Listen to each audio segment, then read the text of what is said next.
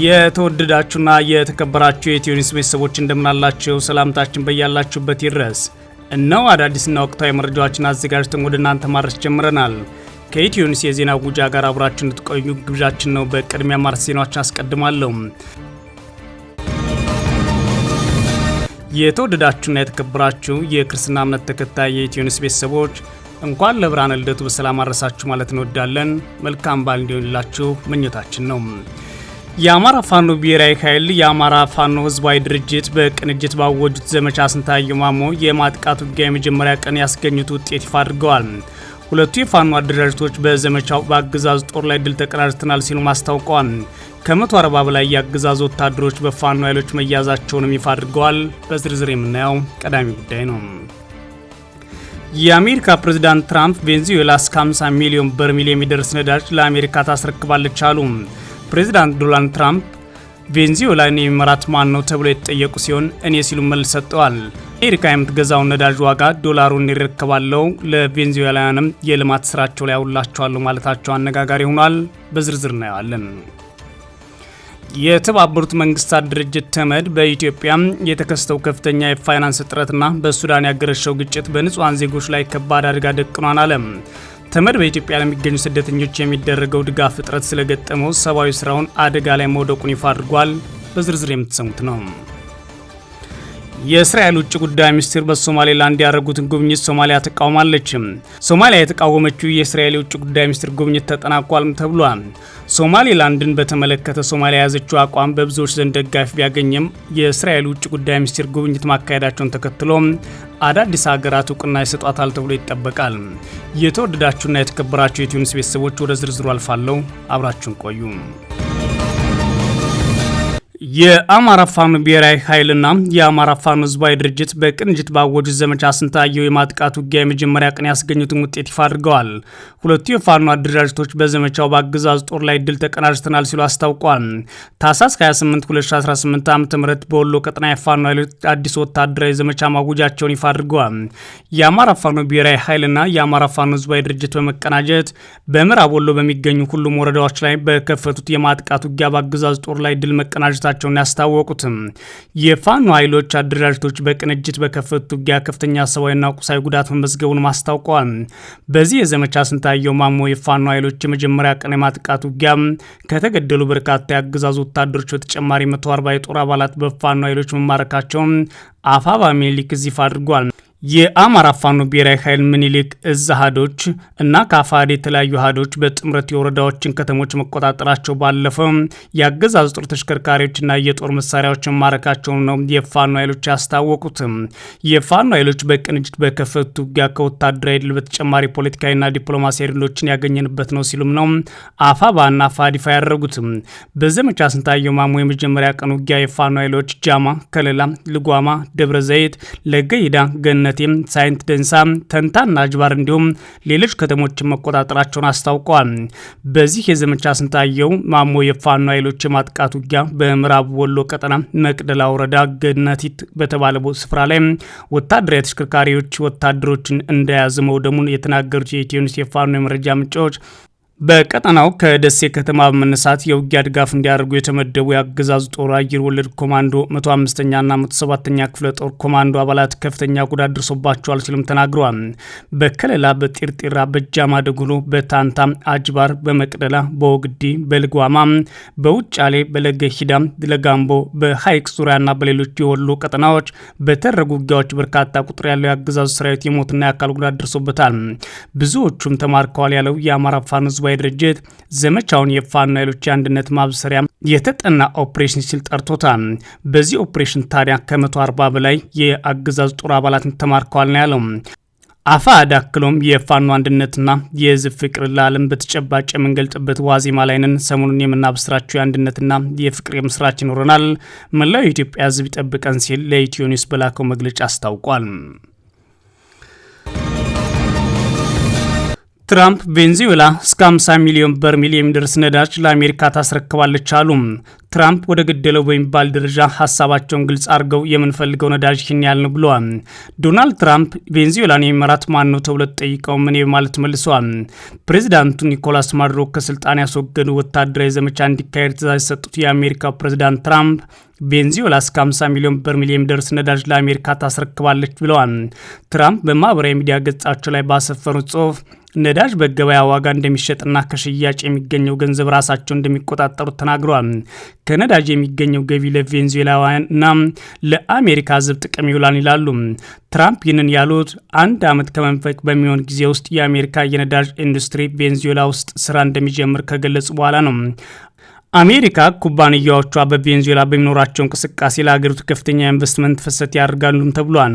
ቢቢሲ ያነጋገራቸው ተንታኞች የቬንዙዌላ የነዳጅ ምርት ከዚህ ቀደም ወደ ነበረው ለመመለስ በ10 ቢሊዮን የሚቆጠር ዶላር እና ምናልባትም 10 ዓመታት ሊወስድ እንደሚችል አስረድተዋል።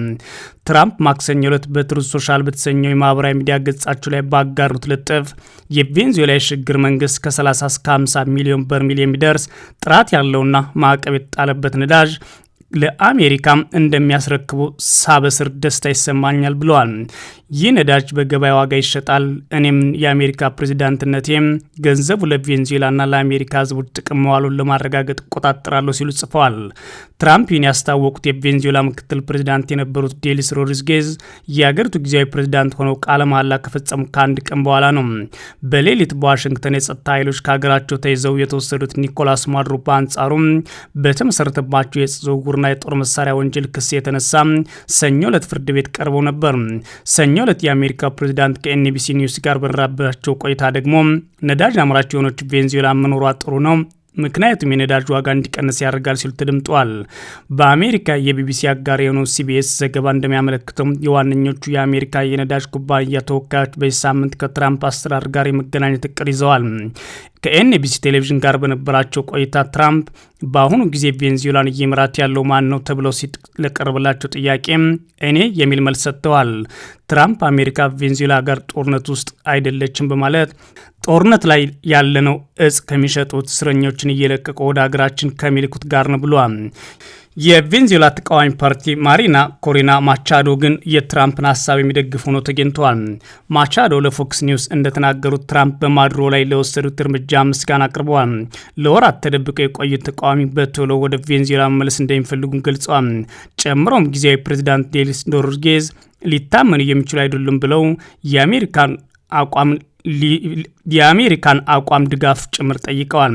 የአሜሪካ የሕዝብ ተወካዮች ምክር ቤት አፈ ጉባኤ ማይክ ጆንሰን በበኩላቸው ለመገናኛ ብዙሃን ሲናገሩ ቬንዙዌላ ውስጥ ጦር ሰራዊት የለንም፣ ያንን አገር በወረራ አልያዝንም በማለት አሜሪካ ጦርነት ውስጥ አይደለችም ይላሉ። አክለውም ይህ ስርዓት ለውጥ አይደለም፣ ከዛም ይልቅ የአንድ ስርዓት ባህሪ ለመለወጥ አስፈላጊ የሆነበት ነው ሲሉ መናገራቸውን ቢቢሲ ዘግቧል። የተባበሩት መንግስታት ድርጅት ተመድ በኢትዮጵያ የተከሰተው ከፍተኛ የፋይናንስ እጥረትና በሱዳን ያገረሸው ግጭት በንጹሐን ዜጎች ላይ ከባድ አደጋ መደቀኑን አስታወቀ። ተመድ በኢትዮጵያ ለሚገኙ ስደተኞች የሚደረገው ድጋፍ እጥረት ስለገጠመው ሰብአዊነት አደጋ ላይ ወድቋል ብሏል። ድርጅቱ ባለፈው ሰኞ በሰጠው መግለጫ በተለያዩ የዓለም ክፍል ያሉ ቀውሶች እየተባባሱ መምጣታቸውን ጠቅሶ በተለይም በአፍሪካ ቀንድ ያለው ሁኔታ አሳሳቢ ደረጃ ላይ ደርሷል ብሎታል። ተመድ በመግለጫው የኢትዮጵያ ስደተኞችና ተመላሾች አገልግሎት የተመድ ስደተኞች ከፍተኛ ኮሚሽነር እና የዓለም የምግብ ፕሮግራም በታህሳስ ወር በጋራ ያወጡት ማስጠንቀቂያ በሚያስተጋባ መልኩ በኢትዮጵያ ለሚገኙ ስደተኞች የሚደረገው ድጋፍ አደጋ ላይ ወድቋል ሲል አጽንኦት ሰጥቷል። ኤጀንሲዎቹ እንዳስታወቁት አስቸኳይ ዓለም አቀፍ ድጋፍ ካልተገኘ በስተቀር ከ1.1 ሚሊዮን በላይ ለሚሆኑ ስደተኞች የሚቀርበው የምግብ የውሃና የሕክምና አቅርቦት በጥቂት ሳምንታት ሊቋረጥ ይችላል። በተለይም በጋምቤላ ክልል በተፈጠረው የጸጥታ ችግርና ግጭት ምክንያት ወደ በርካታ የስደተኞች መጠለያ ጣቢያ ወይም ካምፖች የሚወስዱ መንገዶች በመዘጋታቸው በሺዎች የሚቆጠሩ ስደተኞች የምግብና የውሃ አቅርቦት ማግኘት አልቻሉም ተብሏል። ከኢትዮጵያ ባሻገር በሱዳን በተለይም በዳርፉርና በኮርዶፋን ግዛት በንጹሃን ላይ የሚደርሰው ጉዳት እየጨመረ መምጣቱን ተመድ በሪፖርቱ ይፋ አድርጓል። የተመድ ቃል አቀባይ ስቴፋን ቺጃሪክ እንደገለጹት ደግሞ በተለይም ጃንዋሪ 3 በሰሜን ዳርፉር በሚገኘው አልዙሩቅ እና ጉራይራ በተባሉ መንደሮች በተፈጸመ የድሮን ወይም የሰው አልባ አውሮፕላን ጥቃት የንጹሃን ሕይወት አልፏል። ጥቃቱ የገበያ ቦታዎችና የሕክምና ተቋማትን ኢላማ ማድረጉ ሁኔታውን ይበልጥ አሳዛኝ አድርጎታል። ተመድ ተዋጊ ኃይሎች በሱዳን የፈጸሙት በተለይም ደግሞ በንጹሃን ኢላማ ያደረጉ ጥቃቶች እየተባሱ መጥተዋል። በሀገር ውስጥ የተፈናቀሉ ከ12 ሚሊዮን በላይ ሱዳናውያን ጨምሮ ከኢትዮጵያ ተፈናቅለው በሱዳን የሚኖሩ ስደተኞች አሁን ላይ እርዳታ ለማግኘት አስቸጋሪ ሁኔታ ተፈጥሮባቸዋል ብሏል። በጦርነትና በግጭት እንዲሁም በድርቅ እየተናጠ ያለው የምስራቅ አፍሪካ ሁኔታ በሚቀጥሉት ቀናትና ወራት ውስጥ አሳሳቢ ውድቀት ያጋጥመዋል ነው ያለው የተባበሩት መንግስታት ድርጅት ሪፖርት። የእስራኤል ውጭ ጉዳይ ሚኒስቴር በሶማሌላንድ ያደረጉት ጉብኝት ሶማሊያ ተቃውማለች። የሶማሊያ መንግስት ባወጣው መግለጫ የእስራኤል ውጭ ጉዳይ ሚኒስቴር ጌዲዮን ሳር ትላንት በሀርጌሳ ያደረጉት ጉብኝት ያልተፈቀደ ወረራ ያለው ሲሆን ድርጊቱ የሶማሊያ ሉዓላዊነት፣ የግዛት አንድነትና የፖለቲካ አንድነት የሚጥስ ከባድ ጥሰት መሆኑን አስታውቋል። በውጭ ጉዳይ ሚኒስቴር በኩል በወጣው በዚህ መግለጫ ይህ ጉብኝት የተባበሩት መንግስታት ድርጅት አባል በሆነቹ ሀገር ውስጣዊ ጉዳይ ጣልቃ መግባት ነው ሲልም ተቃውሞውን አሰምቷል።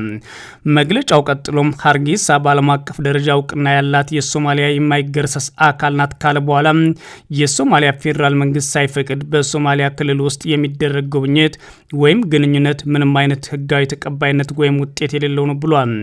ሚኒስትሩ የእስራኤልን ድርጊት ዓለም አቀፍ ህግ የሚጥስ በተመድና በአፍሪካ ህብረት ውስጥ የተቀመጡ ህጎችን የሚጻረር መሆኑን አስታውቆ እስራኤል የሶማሊያ አንድነት ከሚንድ ተግባሯ እንድትቆጠብ ሲል አሳስቧል። ድርጊቱን ተመድ፣ የአፍሪካ ህብረት፣ የአረብ ሊግና የሙስሊም ትብብር ድርጅቶች እንዲሁም ሌሎች ዓለም አቀፍ አጋሮችም እንዲዋግዙ ጥሪ አቅርቧል። ይህ በእንዲህ እንዳለ ለእስራኤል ባለፈው ሳምንት ለሶማሌላንድ የሀገር እውቅና የሰጠች የመጀመሪያ ሀገር ከሆነች በኋላ የእስራኤል ውጭ ጉዳይ ሚኒስትር ጌዲዮን ሳር ትላንት ሀርጌሳ ገብቶ ጉብኝት አድርገዋል።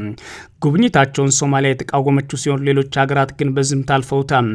ሶማሌላንድ ሀገር ለመሆን በምታደርገው ጥረት ውስጥ የሚያደናቅፏትና የማይተባበሯትን ጭምር እስከ ማስወገድ ደርሳለች። ጅቡቲ ላይ ማዕቀብ በመጣል የአየር መንገዷን በረራ እንዳያደርግ ያደረገችው የኔን ሀገርነት አልደገፈችም በማለት ነው። በሶማሊያ እና በሶማሌላንድ መካከል ያለው ውጥረት አሁን ወደ ትክክል የሀገርነት ባህሪ ይዟል። በሶማሌ ፓርላማ ውስጥ የነበሩ የሶማሌላንድ ተወካዮችና ተወላጆች ሙሉ ለሙሉ ስልጣናቸውን እያስረከቡ ወደ ሶማሌላንድ ወይም ወደ አዲሱ ሀገራቸው እየተመሙ ነው። በርካታ ሶማሊያውያን ደግሞ ተቃውሟቸውን በአደባባይ እያሰሙ ነው። በዋናነት ወጣቶች ሰልፍ እያደረጉና ተቃውሟቸውን እያሰሙ ሲሆን የሶማሊያን አንድነት እናስቀጥላለን፣ ለፊልስጤም የሀገርነት እውቅና ያልሰጠች እስራኤል ለዚህ መጣ ነጻነት ልትሰጥ አትችልም በማለት እስራኤልን ከክርስትና ጋር በማያያዝ ጭምር እንዲሁም የአይሁድ እምነትን በመጥቀስ እያወግዟት ይገኛሉ። የሶማሌላንድ ሀገርነት አንድ ብሎ ከጀመረም ሳምንት የተቆጠረው ሲሆን ትላንት ደግሞ የመጀመሪያውን በሀገርነት እውቅና የሰጣትን የውጭ ጉዳይ ሚኒስትር ተቀበላለች።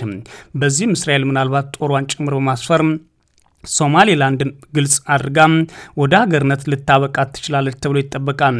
የመረጃ ምንጮች ነገሩን በሚል በትላንትናው ዕለት በሳይበር ሚዲያና በማህበራዊ ሚዲያ ላይ 5 ሀገራት ለሶማሌላንድ እውቅና ይሰጣሉ የሚለውን ሂደት ብዙዎቹ ሲያወሩት የነበረ ቢሆንም ግን ተጨባጭ ሆኖ እስካሁን አልተከሰተም። የተወደዳችሁና የተከበራችሁ የኢትዮ ኒውስ ቤተሰቦች መረጃዎቻችን እነዚህ ነበሩ። መልካም ጊዜ እመኛለሁ።